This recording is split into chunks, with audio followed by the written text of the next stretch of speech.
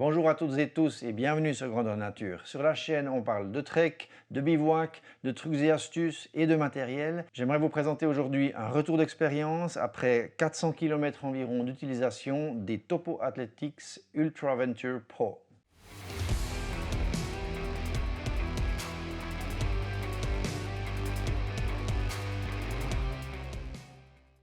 Il s'agit de chaussures de trail, typées trail, qui sont en filet, donc en mèche ici dessus. Il n'y a donc pas de membrane Gore-Tex. Personnellement, c'est quelque chose que j'affectionne de ne pas avoir de membrane Gore-Tex, en tout cas pour les 3 saisons. En hiver, c'est autre chose, mais c'est une autre utilisation surtout. Ici, on a donc un filet très respirant qui permet une bonne aération du pied, qui permet aussi, et c'est un choix, disons de laisser venir la pluie ou l'humidité pour pouvoir par contre sécher beaucoup plus rapidement. On rentre donc dans un moment d'inconfort relatif. Cela nous permet par contre aussi de traverser des rivières à gué sans enlever les chaussures pour ne pas risquer de se blesser à pieds nus sur les cailloux glissants et de se foirer la cheville ou compagnie. Donc du coup, on peut y aller avec les chaussures et puis elles vont sécher beaucoup plus rapidement après.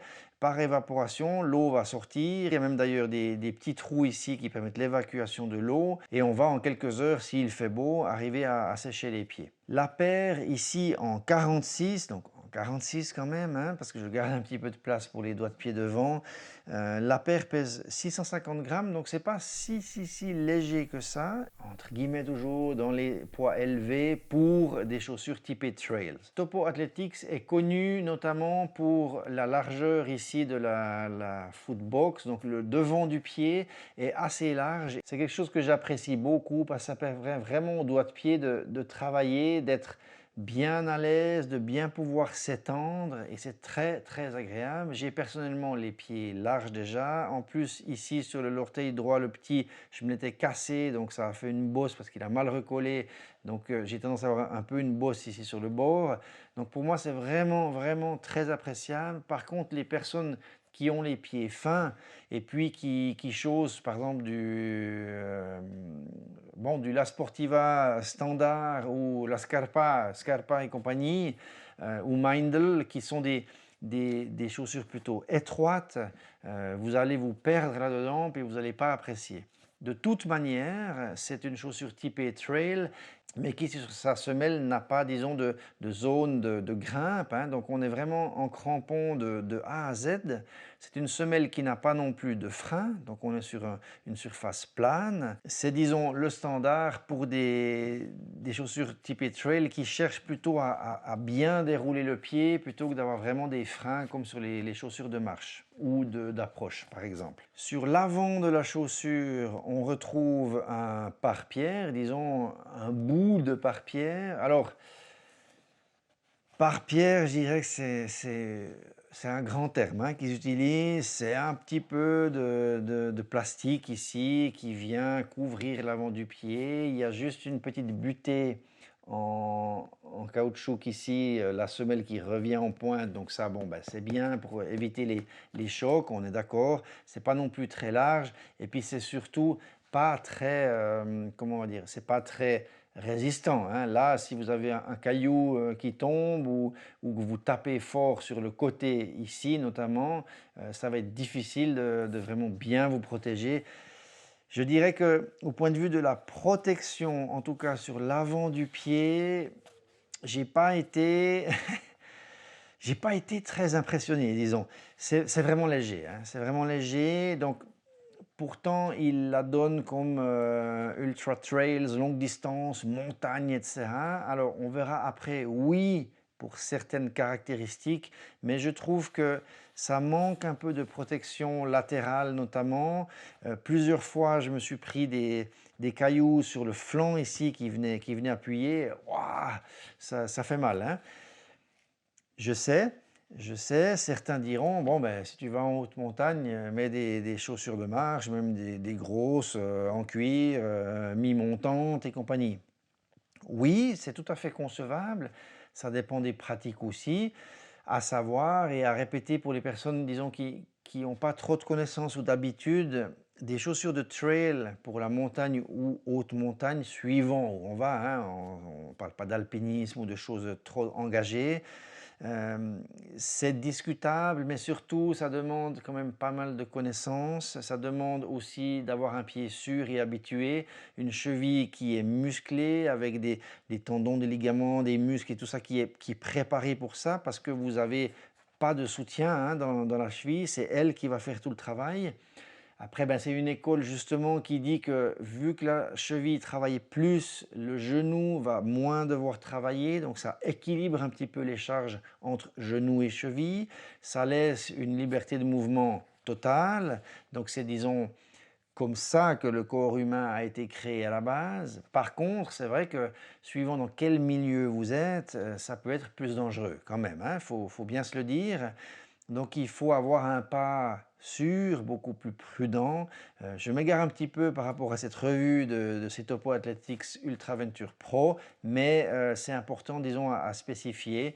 Donc ne pas mettre ça entre toutes les mains, soyez préparés et habitués sur les chemins compliqués et surtout, c'est des chaussures qu'on va utiliser quand on n'a pas de charge ou disons une charge de sac à dos adaptée ou limitée. Une chaussure de trail, ça n'a pas été prévu pour vraiment le backpacking, donc la randonnée avec des sacs à dos et un chargement. C'est prévu pour des coureurs qui, eux, bon, vont jusqu'en haute montagne, mais ils sont ultra légers. Ils ont un tout petit sac à dos avec une réserve d'eau, quelques barres, des snacks comme ça, et puis un équipement de pluie, et go, c'est parti.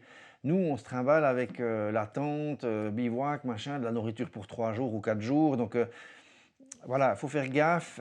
Je dirais que, ben, un exemple, moi je randonne avec ce genre de basket aussi, en montagne, mais j'ai un chargement, même avec, disons, 4 jours de nourriture, qui sera aux alentours des 10 kg, 10, 10,5, des charges du style. Donc vous comprenez que ça reste quelque chose de léger, relativement léger, disons, même si c'est déjà 10 kilos.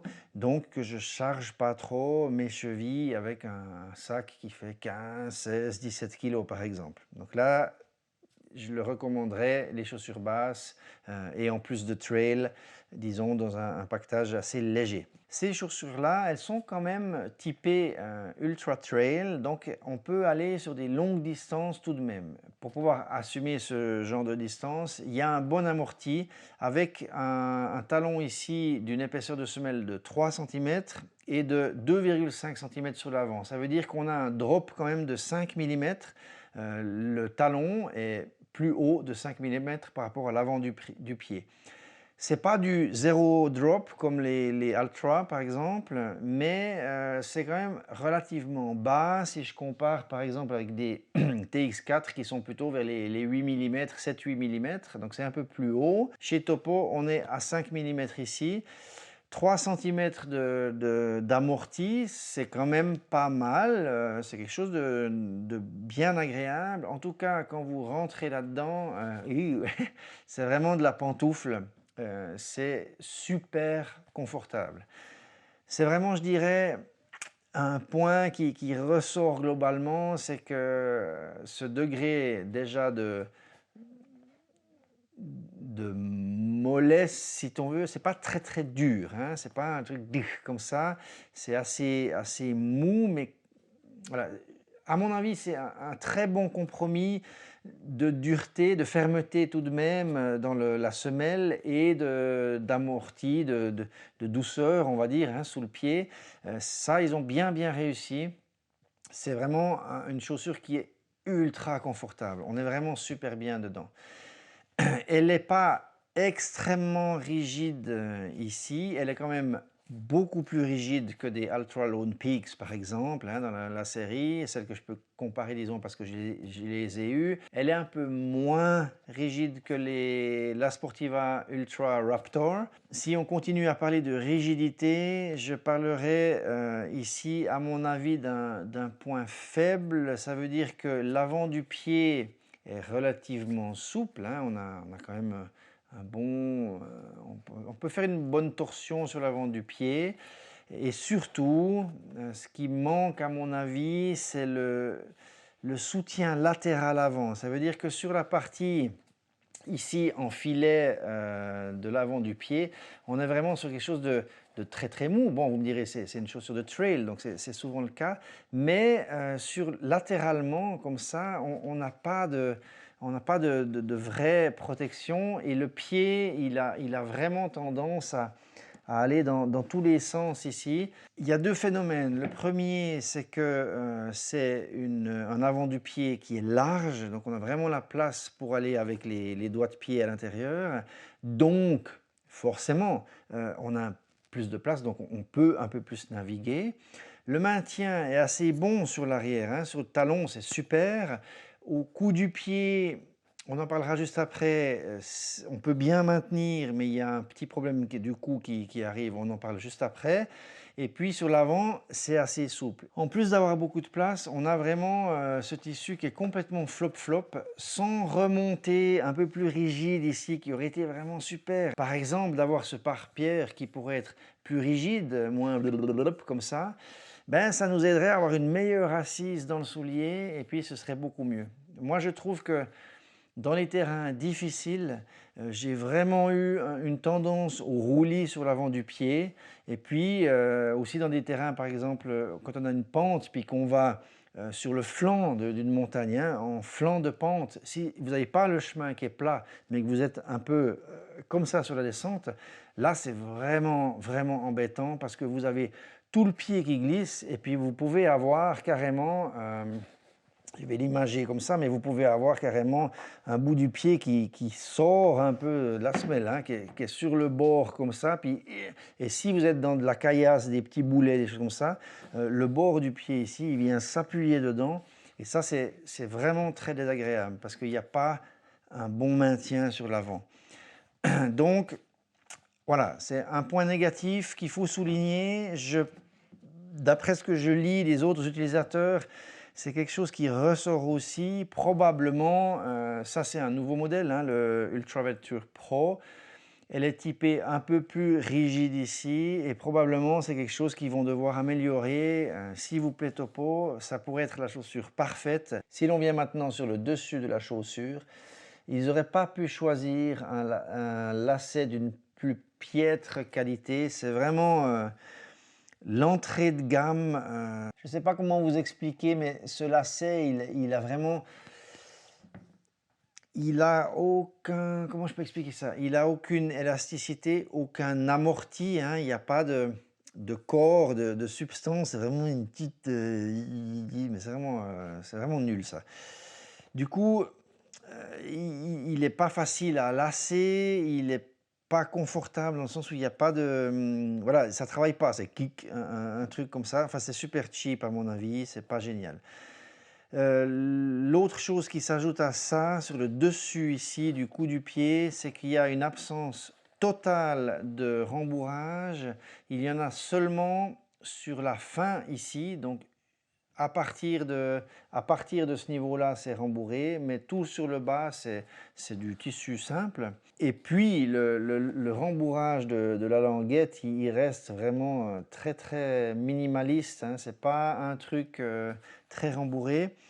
Personnellement, j'ai eu beaucoup de problèmes à m'habituer à ce lassage.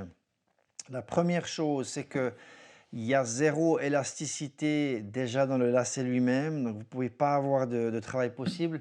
Quand vous regardez des lacets par exemple de chez La Sportiva, vous avez des choses qui réagissent.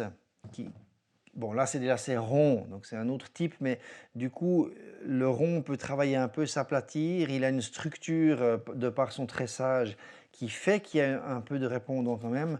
Là c'est comme ça, et puis voilà, la construction ici, donc j'ai tout le temps dû vraiment adapter sur le lassage pour pouvoir laisser plus lâche le coup du pied puis revenir, parce que si je veux bien serrer mon pied, donc bien serrer la chaussure, parce que je vais aller dans un terrain vraiment compliqué, que je suis en haute montagne, que c'est plus de la plaine et des choses déroulantes ou des chemins de mi-montagne, voilà.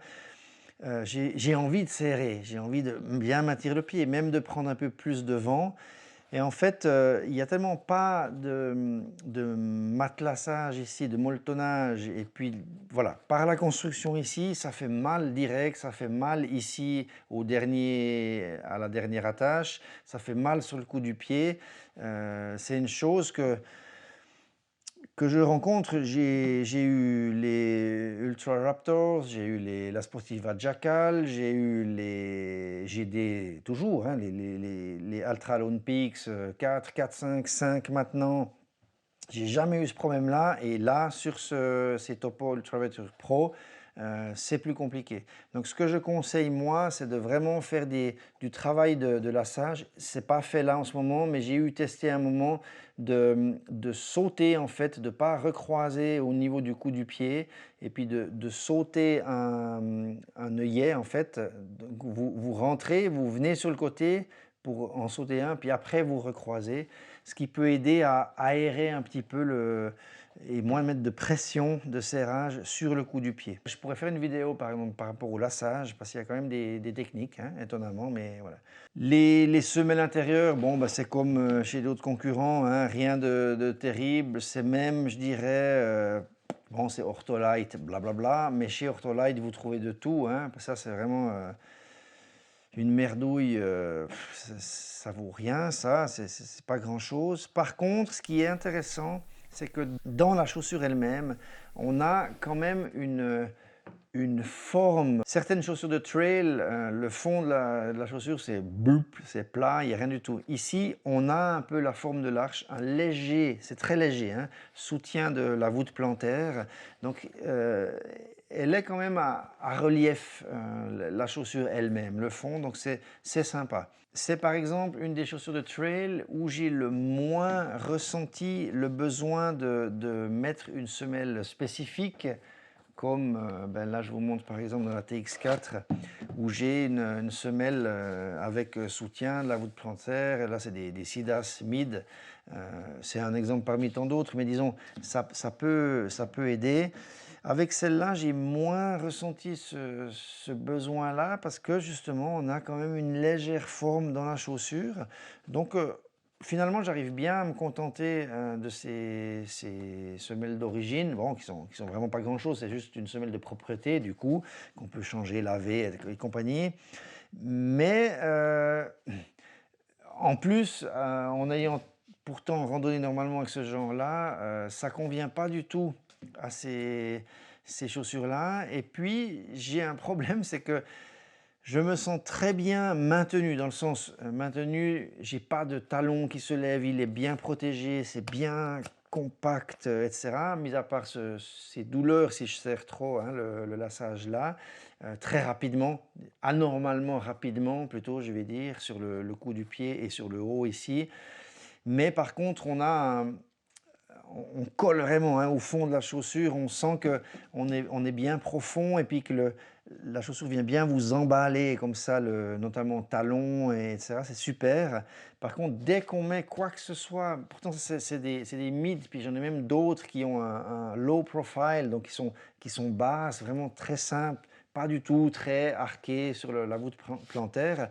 On est tout de suite trop haut et alors du coup on sent que voilà, le talon s'enfuit un peu, que sur les bords c'est moins tenu et puis je dirais que globalement, comparé à toutes les autres chaussures de trail que j'ai testées jusqu'à là, c'est celle dans lesquelles j'arrive le moins et même pas du tout à trouver une semelle. J'en ai testé 8 dans celle-là parce que j'en ai 8 différentes pour d'autres utilisations, parce que j'ai fait des tests et voilà, que je teste plein de choses. Donc 8 différentes, issues de 5 marques différentes, ça va pas dans ces chaussures. Donc voilà, c'est probablement dû au fait qu'elles ont quand même déjà un peu une forme dans la chaussure, donc elles sont peut-être pas faites simplement pour mettre des semelles de soutien supplémentaires. Si on continue, on vient sur l'arrière, donc voilà, rien de très spécial à dire, si ce n'est que le talon est quand même bien protégé. En tout cas, c'est beaucoup plus que les Ultra Lone Peak 5 même de cette année. C'est bien plus costaud entre guillemets. C'est pas tout à fait aussi bien protégé que sur les Jackal et que sur les Ultra Raptor. de chez La Sportiva, mais on a une bonne protection, déjà avec un caoutchouc qui remonte assez haut ici, et en plus avec dedans un carton, plastique, quelque chose comme ça. Par rapport à la semelle maintenant, alors ça c'est quelque chose qui est très intéressant. On est sur du Vibram Mega Grip. Donc j'ai été surpris vraiment en bien de l'adhérence de cette semelle. Ici je trouve qu'on a un très bon compromis entre une excellente adhérence, elle est vraiment chouette sur des terrains glissants, disons les cailloux mouillés, une racine vraiment polie et mouillée, vous allez glisser avec n'importe quelle chaussure, mais je veux dire, globalement, en marchant sur des marches d'escalier en granit un peu poncé comme ça, sur les chemins et tout, l'adhérence est vraiment chouette et je me suis senti sûr par rapport à ça, comparé au Altraz ou même à la Sportiva Jackal qui, elle, n'arrive pas à la cheville de cette adhérence-là. Le Mega Grip de chez Vibram, il est chouette. Par contre, on le paye un petit peu sur la durabilité. Ici, vous pouvez voir, environ 400 km, c'est déjà bien rongé. Puis sur le bout, ben, gentiment, il y a bientôt plus rien, hein. Ça va encore au talon. Mais on est dans quelque chose ici, on n'a plus que 4 mm, quoi. Il n'y a plus grand-chose, hein, quand même. De toute manière, il n'y a pas non plus énormément plus quand elles sont neuves, hein. Faut le savoir, c'est pas quelque chose qui est très profilé, très agressif. Ça aurait pu être un tout petit peu. Allez, on rajoute 1 millimètre, c'est cool, c'est sympa. Pour environ 400 km maximum, hein, pas plus, je trouve qu'elle est déjà bien atteinte, donc on va vraiment arriver sur une utilisation aux 500 km. Ceci dit, 500 km, c'est à peu près ce qui est donné globalement, hein, pour les chaussures. Vous pouvez les tirer plus après, vous pouvez aller à 600, 700, mais sachez que vous allez aussi perdre dans la structure de la chaussure, vous allez perdre donc dans l'amorti, donc vous allez commencer à vous mettre, disons, dans des situations où vous pouvez plus facilement vous blesser, avoir des pieds plus fatigués. Et puis si vous sautez tout à coup dans une paire neuve, vous êtes là, ah ouais, non, ça change tout. Parce qu'on sent qu'elle s'affaisse, on le sent, disons qu'elle, voilà, ça s'écrase un peu sur l'amorti, sur le maintien de la chaussure et ces choses-là. Donc elles reçoivent pas mal. Par rapport à l'usure aussi, on voit bien ici que dans le creux du talon, le tissu est vraiment usé, hein. Il y a un trou d'ailleurs, hein, là, dans le premier filet, ça bouge un peu. Donc voilà, on commence à sentir des traces d'utilisation. Je dirais en plus que sur ces 400 km, il y en a à peu près maximum, je dirais 200 qui ont été faits en terrain vraiment outdoor, dans les cailloux et des choses comme ça, parce que j'ai fait, je pense, un bon 150 km au boulot. Je travaille dans du théâtre, donc je fais vite 10 à 15 km par jour, hein, quand on a des montages, des choses comme ça. J'ai fait du chantier avec aussi. Du coup, c'était dans la distance, un peu de distance dans la journée, mais voilà, sur des planchers, des escaliers, des choses standards, et pas 400 km purs d'utilisation dans les Alpes, par exemple. Si j'avais fait 400 km dans le granit alpin, à mon avis, elle serait déjà vraiment au bout du rouleau et certainement sur l'avant ici, elles auraient été rongées. Donc, je dirais que leur durabilité est vraiment moindre quand même. J'ai des doutes sur une tenue, par exemple, d'une GTA à 600 km. J'ai des doutes qu'elles arrivent entières au bout. J'ai pas de décollage vraiment en soi. Par contre, je commence à avoir une fente ici. Je vous la montrerai probablement mieux encore après, mais il y a une première fente qui vient là. Voilà pour ce qu'il en est de la durabilité. Bof. Vraiment standard à pas trop bon. Il faut qu'ils améliorent ça. Maintenant, toujours pour parler de la semelle, c'est une chaussure, et c'est ça qui m'intéressait, qui a une plaque de protection Rock Plate. Donc ici, sur l'avant du pied, on a une protection pour les pointes des cailloux. Et ça, c'est vraiment quelque chose d'important pour moi parce que comme je suis en milieu alpin, dans de la caillasse, des pierriers, des choses comme ça, si vous n'avez pas ça, vous avez tellement de pression sans arrêt qui viennent sur le pied que c'est très fatigant, ça peut faire mal même, et puis c'est vraiment pas adapté du coup. Pour ce qui est du prix, alors c'est pas forcément bon marché encore, elle se trouve entre 160, 150 et 200 francs suisses à peu près, ça dépend un petit peu où on les commande. Enfin, il y a différentes possibilités, c'est sûr. Il existe une version toute neuve sortie mid, donc la même si on veut, mais avec un montant un peu plus haut ici, version femme et homme aussi. Les coloris, bon voilà, c'est ce que c'est un peu vieillot hein, dans le style. En même temps, ça reste discret, donc moi je préfère un petit peu. Elles intègrent un petit système avec une petite bouclette ici pour pouvoir crocher les mini-guêtres, et elles ont un système natif de chez eux avec un petit passant ici pour leur propre guêtre. Moi, j'utilise des autres guêtres en lycra Dirty Girls que je croche au petit crochet ici devant. Par contre, je viens coller un bout de velcro ici sur l'arrière de la chaussure. Comme ça, et puis il n'y a pas de passant dessous. Eux, ils ont un système natif. Maintenant, pour conclure ce retour d'expérience, est-ce que je conseille cette chaussure? Ce que je peux vous dire, c'est que malgré ce dont j'ai parlé, les points négatifs, j'en ai quand même recommandé 2 paires. Pourquoi j'en ai recommandé? Bien que je dise, bon voilà, que la longévité, c'est pas top. Malgré cela, je pense que c'est une chaussure qui est quand même bien polyvalente, ultra confortable. La seule chose qu'il ne faut pas faire, c'est la pousser trop loin dans les chemins trop techniques. Par contre, elles sont d'un confort exceptionnel. Elles ont une adhérence vraiment chouette, et moi j'aime bien ça, c'est me sentir sûr quand c'est un peu gras, qu'il y a des cailloux, que c'est mouillé, etc. Avec celle-là, je me sens sûr, je sens que ça tient. Il faut toujours être prêt hein, à ce que ça puisse glisser, mais je me sens beaucoup mieux là-dedans. J'aime vraiment cet avant du pied large pour avoir les doigts de pied qui vont pas commencer à frotter entre les doigts comme ça. Ça, c'est super agréable. Le fait que ce soit en filet, un très très bon maintien du talon. Ce qui est dommage et difficile, c'est le coup du pied. L'accroche est bonne, et puis je redis le confort, et puis tout de même pour moi quelque chose d'appréciable, c'est qu'il y a quand même un drop de 5 mm.